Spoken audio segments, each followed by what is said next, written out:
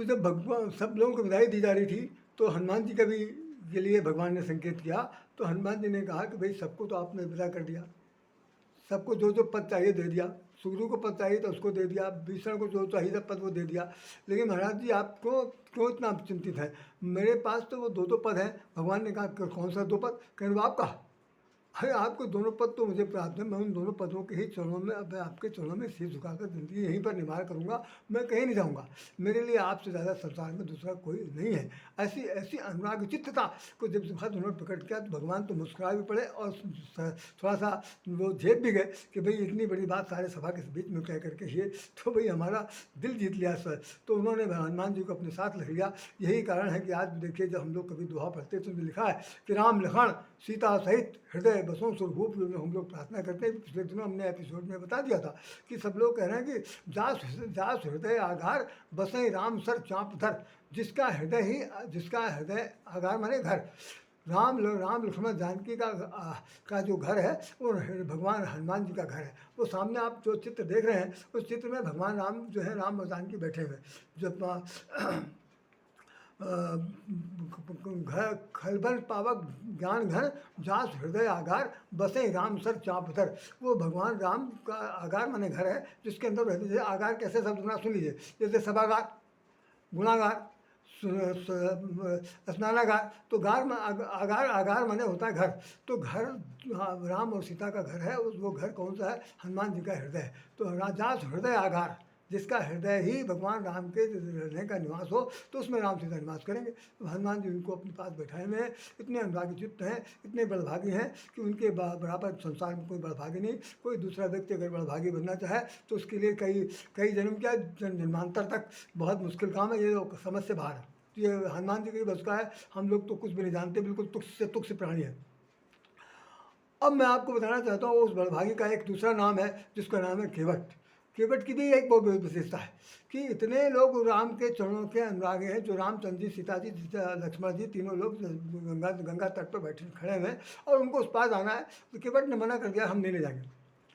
बहुत ज़्यादा दोनों आदमी के बीच में बातचीत हुई, लेकिन वो मानने के तैयार है। भगवान ने कहा तुम्हें समस्या क्या है? तुम्हें क्या समस्या? कहने सबसे बड़ी समस्या तो आपके पैर की है। सारे रोगों की जड़ तो आपके पैर है कि जिस सारा जादू मंत्र तो आपके पैर में है। तो हमें पैर धोना पड़ेगा, बिना आपका पैर धुलाए हम आपको इस पार से उस पार नहीं ले जा सकते। तो भगवान ने कहा तो बहुत बड़ी समस्या खड़ी कर दिया। तो उन्होंने उसमें ये भी कह दिया कि आपको जो छोटे भाई हैं बहुत ज़्यादा तीर कमान लिए ताव में खड़े हुए हैं, अगर मन हो तो कह दीजिए मार दें, हम मर जाएंगे लेकिन हम आपको उस पार नहीं ले जाएंगे। अगर आपको पार जाना है तो मुझसे पैर धुलाना पड़ेगा। अब उसकी पार्टी के जितने लोग थे सब लाइन लगाए बैठे हैं, कोई आगे बढ़ने को तैयार नहीं।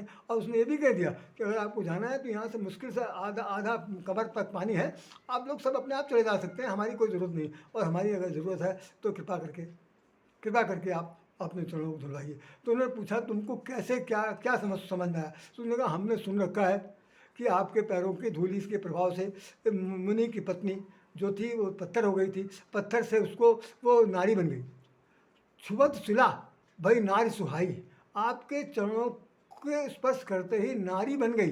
तो अब आप मुझे बताइए कि जब आपका पैर के जादू का मंत्र इतना गजब का है कि वो पत्थर जो औरत बन सकती है, तो मेरी ये लकड़ी की नाव की क्या हालत होगी? तो उसने एक चौपाई गाई है, तरनी मुनि घरनी हो जाई, अबाज पर मोरी नाव उड़ाई।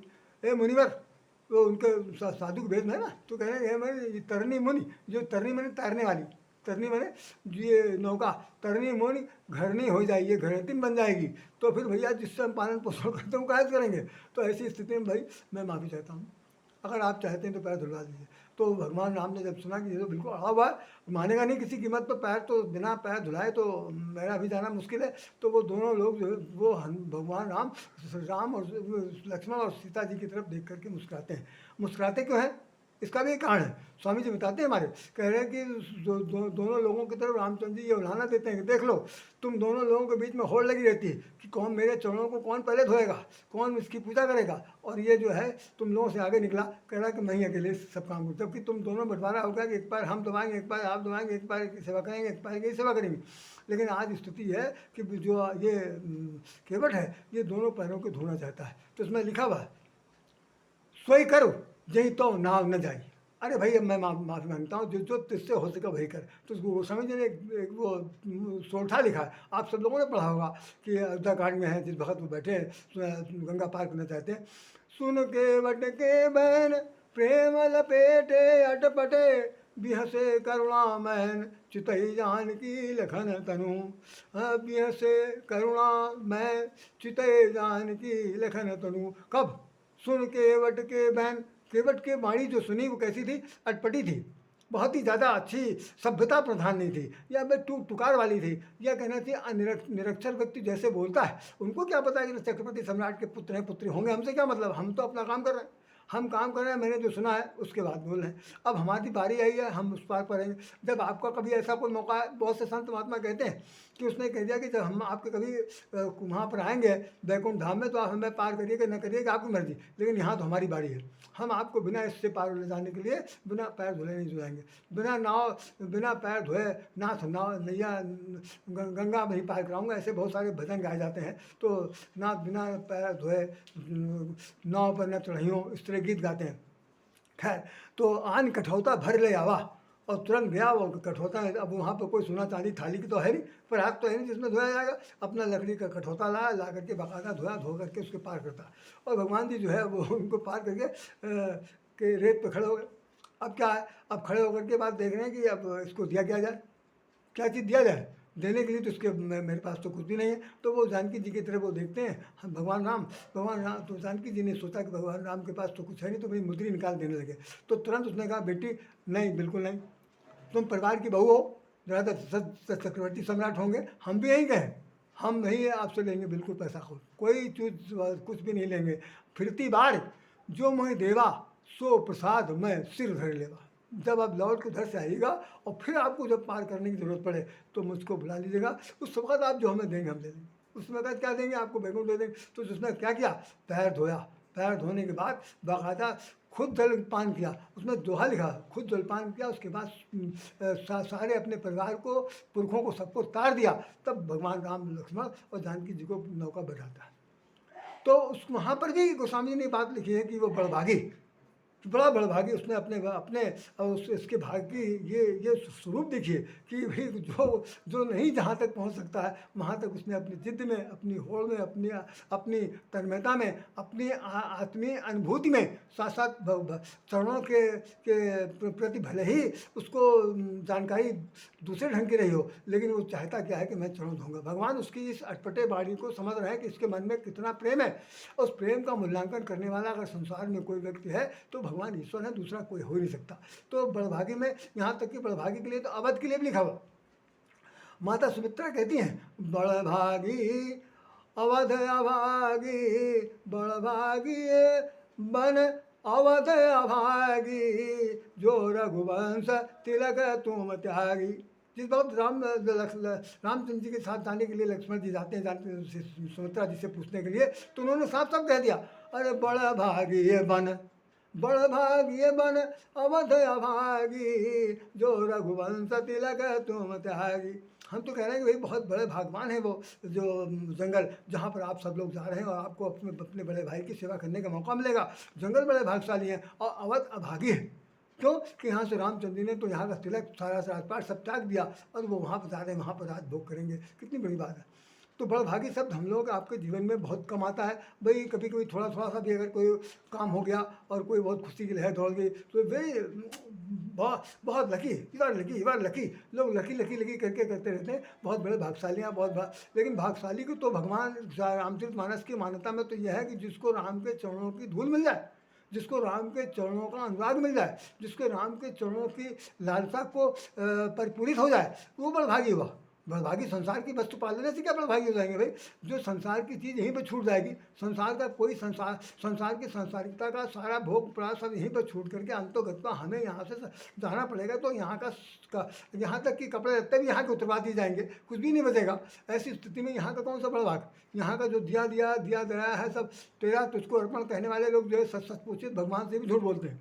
कुछ भी कोई देना नहीं चाहता, तेरा तुझको अर्पण क्या लागे मोरा, आरती तो ये गाते हैं, लेकिन ध्यान ध्यान रखते हैं कि इसमें से देना किसी को ना पड़े, सब कुछ मेरा है। यहाँ कहने वाली बात है, गाने के लिए सब कुछ गा देंगे, लेकिन अर्पण की बात जब आएगी, समर्पण की बात जब आएगी, अपने आत्म तत्व को भगवान के सामने समर्पित उद्योग करने की बात आएगी, तो उनके मन में फिर वही बात आती, सशंका शंकालु बन जाते हैं। यहाँ पर हनुमान जी की जो चरित्र है और केवट का जो चरित्र है, दोनों में इतनी समानता है कि एक भी, दोनों अपने अपनी जगह पर भगवान के चरणों को छोड़ने को तैयार बिल्कुल नहीं है। जबकि भरत जी के लिए बहुत उत्कृष्ट कहा गया कि भरत सुमणि है, भरत जो है प्रेम मूर्ति हैं, भरत राम के अनुरागी हैं, और उनके बराबर कोई अनुरागी संसार में हुआ नहीं। उनके लिए एक अलग से चरित्र चित्रण लिखा गया है रामायण के अंदर। फिर भी हनुमान जी को बड़ा भागी कहा गया। मैं इन्हीं शब्दों के साथ मैं समझता हूँ कि राधे श्याम राधे आप सब लोगों से विनम्र निवेदन करता है कि अगले मंगलवार को जो मेरे पास विषय होगा, मैं उस पर आपसे चर्चा करूँगा। आज की तारीख में इस बड़भागी को ये समझिएगा कि जिसके हृदय में भगवान बस गया, जिसके हृदय में राम का नाम गुंजायमान हो गया, तो भले ही वो अनुराग चित्त तत्कालिक प्रभाव से या अंतोगत्वा तक न बन पावे, लेकिन वो भगवान से प्रार्थना करते रहे कि भगवान प्रभु आपसे मेरा संबंध किसी कीमत में न छूटने पावे, नहीं तो बहुत बड़ा अनर्थ हो जाएगा। इसी संदर्भ में एक चलते चलाते एक बात बता दूं कि जिस वक्त भरतलाल जी को लेकर के चित्रकूट का दर्शन कराने आता है वही केवट, तो लेखक लिखा है, आप समझ लीजिए इससे बड़ा संसार में कोई उदाहरण नहीं हो सकता, उससे बड़ा गुरु कोई नहीं हो सकता। उसने लिखा कि तब केवट ऊँचे चढ़ाई, तब केवट ऊँचे चढ़ाई, कहो भरत सन भुजा उठाई। तब केवट ऊँचे चढ़ाई, भरत कहो भरत सन भुजा उठाई। नाथ देखिए बिटप विशाला, पाकर जम्बु तमाल रसाला।